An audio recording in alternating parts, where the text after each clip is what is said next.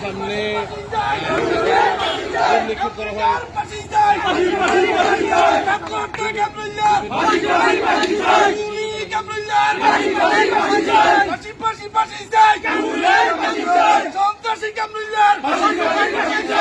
লক্ষ্মীপুর এবং রামগঞ্জে ছাত্র জনতার উপরে হামলা করেছে এবং সাংবাদিক ভাইদের উপরে হামলা করেছে। আমরা দেখেছি আমাদের অনেক নিরীহ ছাত্রছাত্রীর উপরে এই কামরুলের নেতৃত্বে রামগঞ্জে হামলা হয়েছে।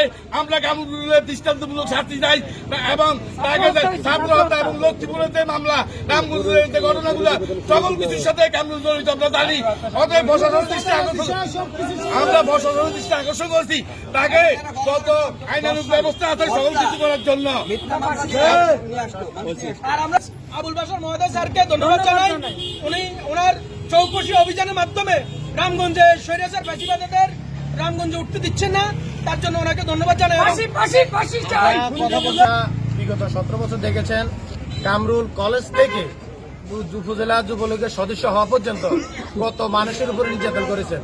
আমার স্পষ্ট মনে আছে, আমরা নূর প্লাজার সামনে একটা প্রোগ্রাম করেছিলাম, এই কামরুল ব্রিজের উপর দাঁড়িয়ে আমাদেরকে ইট নিক্ষেপ করেছে এবং আপনার 4 আগস্টে রামগঞ্জ চৌরাস্তায় আওয়ামী লীগ বিএনপি তারেক জিয়ার কে অটকর্ষ ভাষায় গালিগালাজ করেছে এবং এমন কোন ছেলে নাই সে যে কলেজে পড়ছে বা অন্য জায়গায় করছে, চাঁদাবাজি করে নাই, এমন কোন ছেলে সে নির্যাতন করে নাই।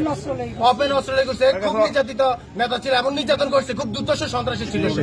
আমরা তার দৃষ্টান্তমূলক শাস্তি চাই এবং আমরা জানি কামরুলের কাছে অবৈধ অস্ত্র আছে, তাকে আইনে অস্ত্র উদ্ধারের জন্য এবং এই অস্ত্র উদ্ধার হলে রামগঞ্জের সাধারণ জনগণ আতঙ্কিত থেকে বাঁচবে।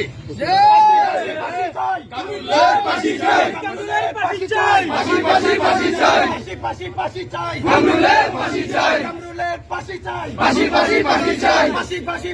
চাই।